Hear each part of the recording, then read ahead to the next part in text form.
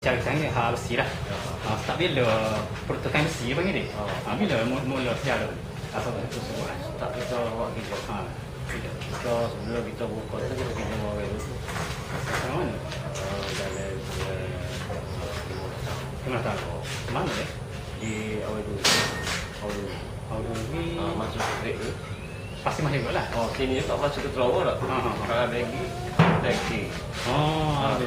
Dia dulu tempat tu. Tapi kalau kita buat kerja kita ada luar ni pot dah dia.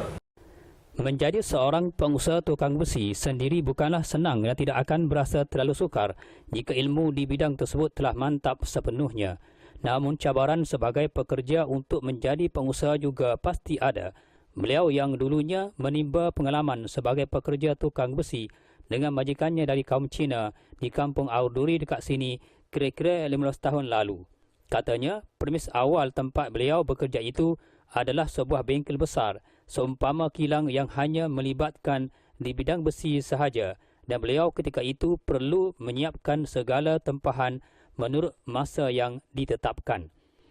Beliau yang dimaksudkan Bahaki Cik Dris atau lebih selesa sebagai Bahaki dari kampung seberang Pasir Mas Salur, Kota Baru, Kelantan, yang sempat ditemui wartawan CRTB mengakui hakikat itu. Menurutnya, selepas berhenti belajar, dia terus bekerja dengan tukang besi itu. Dalam masa beliau sebagai pekerja di permis besi itu, dia sempat mengumpul wang gajinya sambil membina sebuah rumah yang didudukinya sekarang.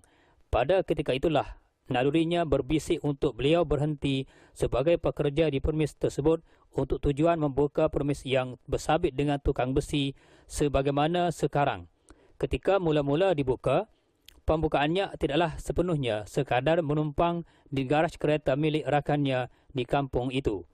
Dalam masa menumpang di garaj kereta rakannya itu, salah seorang rakannya yang pernah bekerja di bengkel Cina itu turut berhenti kerana menolong kerja-kerja arwah bapanya sebagai penjajah ikan. Namun, selepas bapanya meninggal, dia pun berhenti sebagai peniaga ikan untuk bekerja dengannya. Katanya, beliau sanggup menempatkan rakannya itu sebagai pekerjanya, tetapi segala kerja tidaklah sehebat bekas taukinya itu, apatah lagi bengkel besinya itu hanya beberapa bulan sahaja dibuka. Dia sanggup menerima rakannya bekerja dengannya, maknanya jika dapat RM100 sehari, wang itu dibahagi dua dan begitulah sebaliknya. Tetapi disebabkan rezeki Allah, tempahan besi di kedainya semakin meningkat dan rakannya itu bekerja sejak dari tempoh itu sehingga hari ini.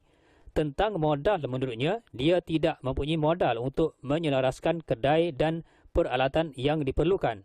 Dia juga berhasrat memiliki peralatan atau mesin welding yang dapat melakukan terhadap besi yang nipis, tetapi harganya ketika itu melebihi RM2,000 dan kini meningkat RM3,000 lebih. Namun disebabkan tidak berkemampuan untuk membeli dan memilikinya, dia hanya mampu menggunakan peralatan biasa. Walaupun agak lambat, itulah yang terpaksa diteruskannya. Katanya lagi, bekalan besi yang ada di bengkelnya sekarang ini, dia terpaksa berhutang dengan bekas majikannya yang turut menggalakkan beliau menjadi seorang pengusaha sendiri. Dia akan melunaskan hutang bekas majikannya itu menurut pendapatan yang diperolehnya dari tempahan pelanggan sedikit demi sedikit sehingga selesai. Di antara peralatan atau mesin yang perlu dibelinya seperti besi, mesin pemotong besi dengan harga RM400 lebih yang kini meningkat kira-kira RM600. Mesin canai besi berharga RM200 lebih. Keperluan kepada mesin-mesin berkenaan agak penting kerana jika tidak, besi tidak dapat dipotong dan tempahan tidak dapat disiapkan sebagaimana yang sepatutnya. Menurutnya, kebanyakan pelanggan yang datang ke bengkelnya itu lazimnya menempah pagar rumah termasuk pagar garaj kereta. Walau bagaimanapun menurutnya, disebabkan beliau tidak dapat menyelesaikan tempahan berikutan kehabisan besi yang dimaksudkan, dia akan meminta bantuan rakannya yang juga seorang pengusaha besi untuk menyediakan bekalan itu secukupnya. Dengan cara ini, tolong-menolong sesama rakan penting di mana konsep kerja yang dilakukan itu dia akan mendapat upah dari rakannya itu dan setelah siap, rakannya itu akan menjualnya sendiri. Dari jualan itulah beliau memperolehi pendapatan darinya. Di antara tempahan yang terpaksa disiapkannya ialah besi jendela dengan harga RM7 sekaki, tangga besi dan lain-lain yang melibatkan pertukangan besi. Ditanya tentang pelanggan yang membawa besi sendiri yang meminta beliau membuat pelbagai produk besi mengikut tempahan pelanggan. Sebelum ini hal begitu memang ada, tetapi sejak akhir-akhir ini tiada lagi. Kecuali terdapat seorang rakannya yang juga seorang tukang besi mahir yang datang membawa besi terbabit yang meminta beliau untuk menyiapkan beberapa buah pagar di mana beliau diberi upah untuk membuat, mengecat dan memasangnya. Malah kadang-kadang rakannya itu akan membawa barangan yang telah siap itu ke lokasi tempahan dan mengupah beliau untuk memasangnya. Dengan kata lain, berkongsi rezeki seperti itu memang menyeronokkan. Tentang pekerja pula, diyakini mempunyai 3 orang pekerja yang dapat menyiapkan tempahan pelanggan tepat pada masanya. Kalau berbicara tentang minat sebagai tukang besi, memang bidang yang dicukurinya sekarang ini diminati sejak dari bangku sekolah lagi. Selepas tamat belajar, beliau terus bekerja dengan bekas majikannya sehinggalah wujud cita-citanya untuk mengadakan kedai atau bengkel pertukangan besi sendiri di kediamannya sekarang. Malah menurutnya, disebabkan terlalu minat dengan kerjanya itu, pada waktu itu dia pernah dimaklumkan oleh bekas majikannya tentang kerja-kerja sebagai pertukangan besi telah tiada.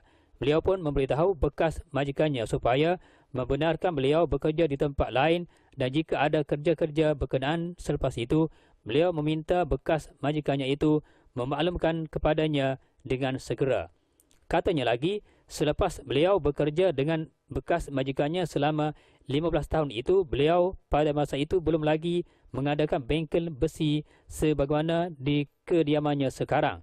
Tetapi beliau menyambung kerja-kerja membuat chassis lori dan pagar lori pula selama 4 tahun di lokasi yang lain dan selepas tempoh 4 tahun itulah beliau mula membuka bengkel besi di kediamannya sekarang ini.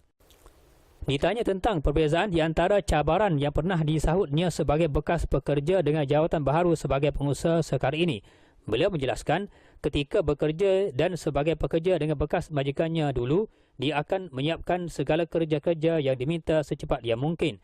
Namun, apabila menjadi pengusaha sendiri ini amat berbeza apabila dia terlalu berhati-hati mengeluarkan arahan meminta pekerjanya menyiapkan segala kerja sebagaimana yang pernah dilakukannya sebelum ini. Katanya lagi, ketika pernah bersama dengan bekas majikannya dulu, dia pernah diletir oleh bekas majikannya dan dia sebagai pekerja memang terasa dan jiwanya tersentak dengan hal tersebut dan ada ketikanya wujud rasa marah dan pada ketika tertentu kerja perlu diselesaikan kerana itulah tugasnya sebagai pekerja. Jadi, bezanya amat ketara ketika dia ingin mengeluarkan arahan kepada pekerjanya pula. Dia memang tidak tergamak untuk berbuat demikian sebagaimana pengalamannya pernah dimarahi oleh bekas majikannya dulu. Malah pernah terjadi pekerjanya tersilap menyiapkan tempahan. Jadi dia tidak sampai hati untuk memarahi pekerjanya. Cuma beliau memaklumkan kesilapan memang wujud dan jika barangan yang silap itu dapat dibaiki, perlulah dibaiki dan begitulah sebaliknya. Setakat ini dia tidak menyebarkan dalam mana-mana media sama ada akhbar, blog maupun Facebook. Cuma semasa dia bekerja dengan majikannya dulu, konsep yang diperkenalkannya adalah kemas dan menarik. Jadi ketika itu bekas majikannya itu memang tertarik dengan kerja-kerjanya. Justru bertolak dari situlah orang-orang yang pernah menempah darinya akan memaklumkannya dari mulut ke mulut kepada pelanggan yang lain pula tentang kerja-kerjanya itu yang agak cermat dan berkualiti.